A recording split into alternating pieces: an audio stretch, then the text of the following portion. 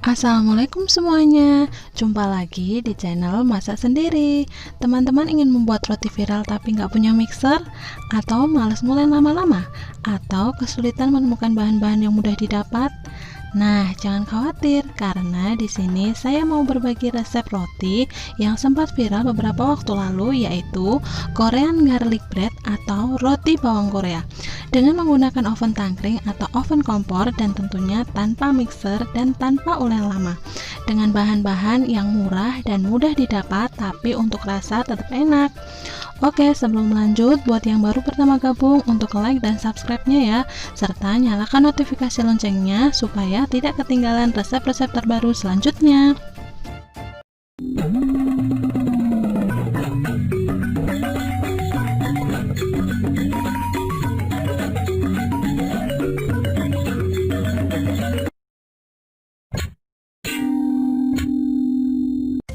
Korean garlic bread ini terdiri dari 3 macam, yaitu roti, kemudian filling atau isi yang berupa cream cheese, dan juga bahan olesan yaitu saus bawang.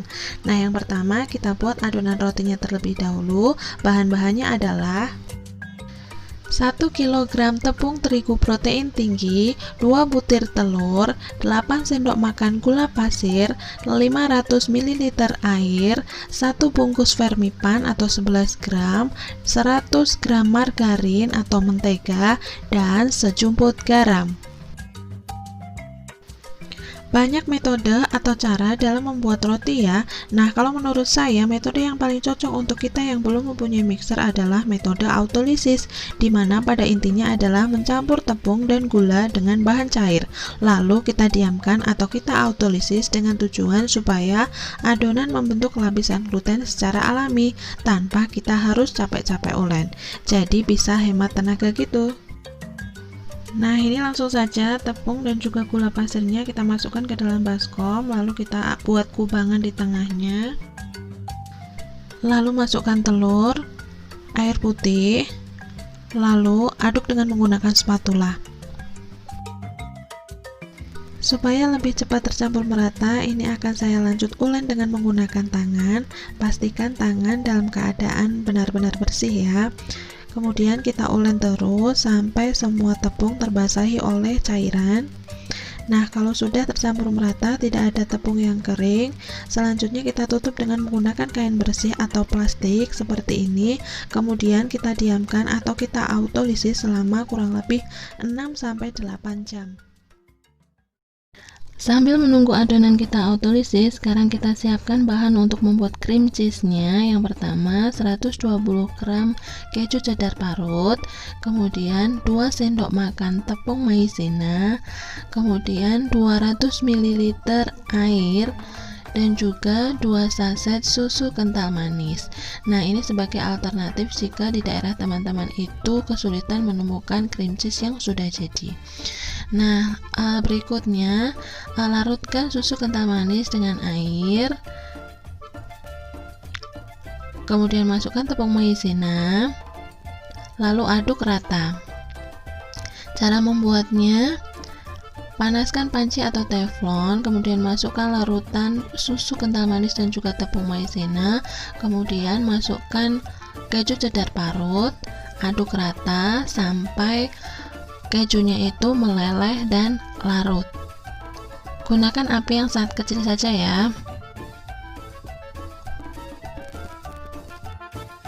Terus kita aduk-aduk, jangan ditinggal-tinggal. Kalau sudah larut seperti ini, kejunya sudah meleleh, selanjutnya kita angkat. Ini saya pindahkan ke mangkok, lalu kita tutup dengan menggunakan plastik sampai menempel ke permukaan adonan supaya tidak berbentuk kulit.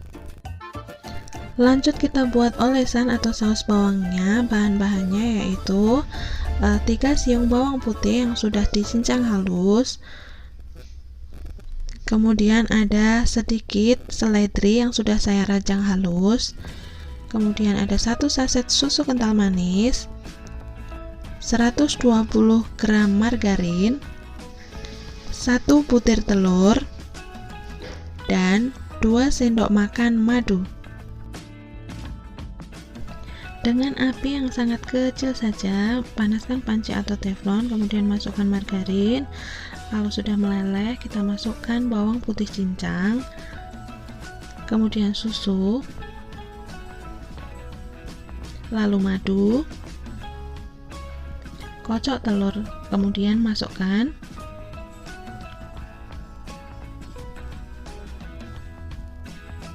lalu seledri. Aduk-aduk sampai semuanya larut, kita masak sebentar saja sampai tercium aroma harumnya, lalu kita angkat. Ini cream cheese yang sudah kita dinginkan tadi. Selanjutnya kita masukkan ke plastik segitiga atau piping bag, atau kalau tidak ada, teman-teman bisa menggunakan plastik seadanya asal bersih. Nah, sekarang kita akan lanjut membuat adonan roti. Ini hasil dari adonan yang sudah kita autolisis selama kurang lebih 8 jam. Hasilnya adonan sudah lentur dan terbentuk gluten seperti ini. Kemudian akan kita campur dengan vermipan. Larutkan dulu dengan kurang lebih 4 sendok makan air hangat-hangat kuku, jangan panas ya teman-teman. Kemudian aduk sampai berbentuk pasta seperti ini.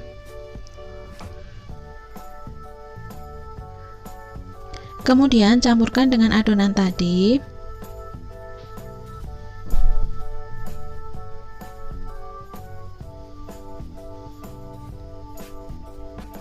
Lalu uleni dengan tangan sampai tercampur merata.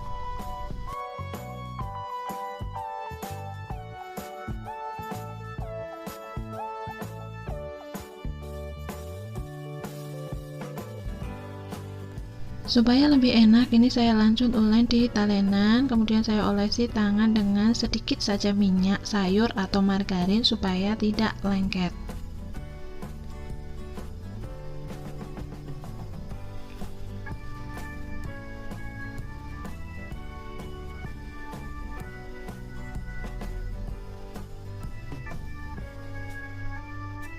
Nah, kalau sudah tercampur merata, berikutnya kita campurkan dengan margarin dan juga garam, dan lanjut kita uleni sampai kalis elastis. Nah, karena gluten sudah terbentuk tadi waktu kita autolisis, maka di sini kita tidak perlu lama-lama mengulenya ya.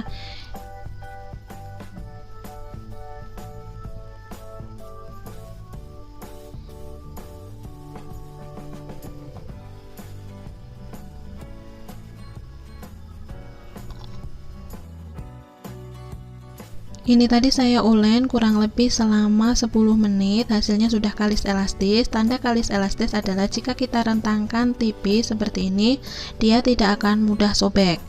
Nah, selanjutnya akan kita bulatkan, lalu saya masukkan ke baskom dan lanjut kita proofing selama kurang lebih 45-60 menit sampai dia double size.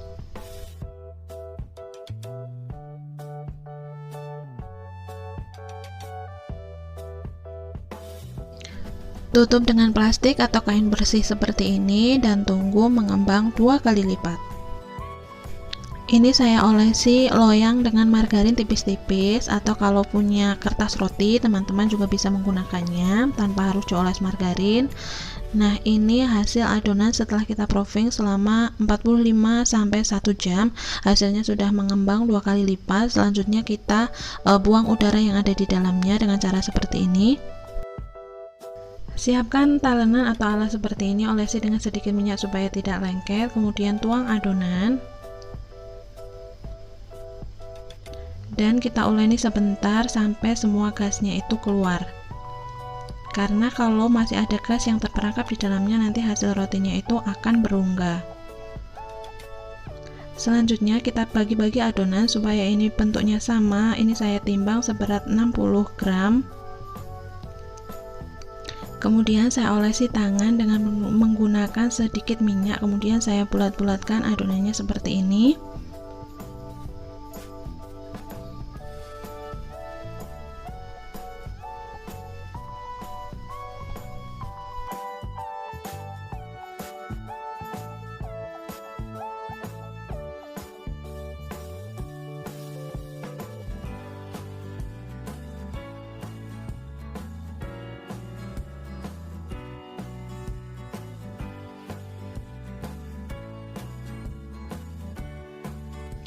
Tata di loyang dan tutup dengan kain bersih dan proofing selama kurang lebih 30 menit sampai dia double size. 10-15 menit menjelang selesai proofing, panaskan oven terlebih dahulu. Di sini saya menggunakan oven kompor. Jangan lupa lubang atasnya kita buka dan kita panaskan dengan menggunakan api sedang cenderung ke besar ya.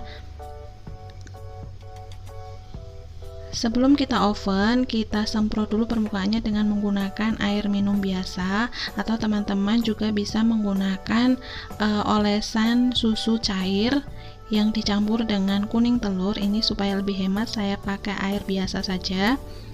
Nah, kemudian kita panggang. Biasanya saya memanggang roti itu kurang lebih selama 25 menit.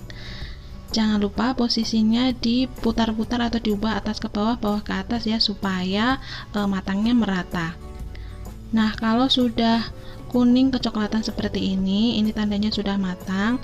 Selanjutnya kita angkat dan jangan lupa kita banting supaya tidak kempes.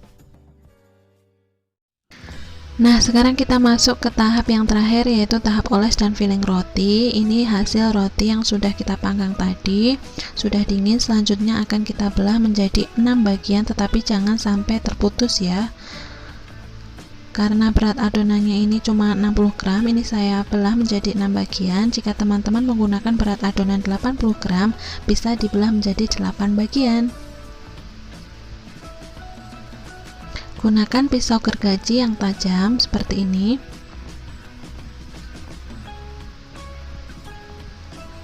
Nah, lakukan hingga selesai.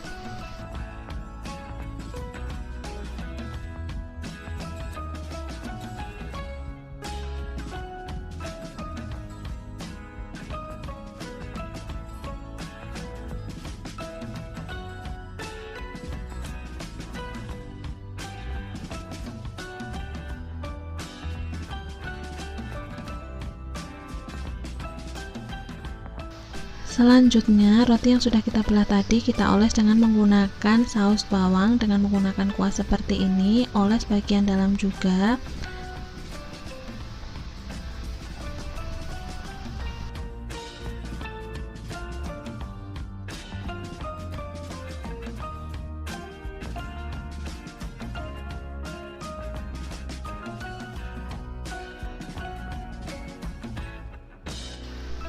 Lalu isi sela-sela roti dengan menggunakan cream cheese seperti ini.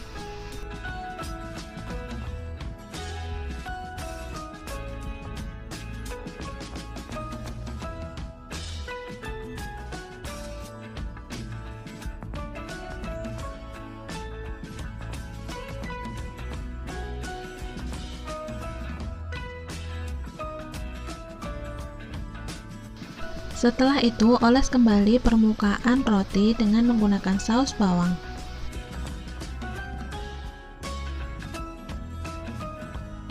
Nah, jika sudah selesai, selanjutnya siap kita oven. Sebelumnya jangan lupa panaskan ovennya terlebih dahulu. Nah, ini kita oven selama kurang lebih 5 menit dengan menggunakan api sedang. Nah, kalau olesannya itu sudah kering seperti ini, siap kita angkat. Dan tara, ini hasilnya.